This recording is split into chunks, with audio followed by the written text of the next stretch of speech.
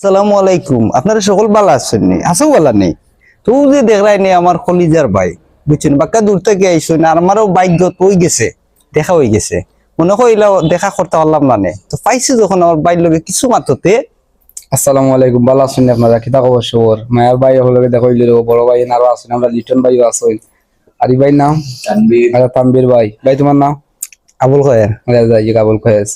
তো আইলাম তাই দেখো খুব বেশি ভালো লাগে, এনজয় করবো কথা বাদে যাই মুগি আমি আইস থাকতাম না, আইসি বেড়ে যাই এলাকা দেখে যাই তোমার জানো।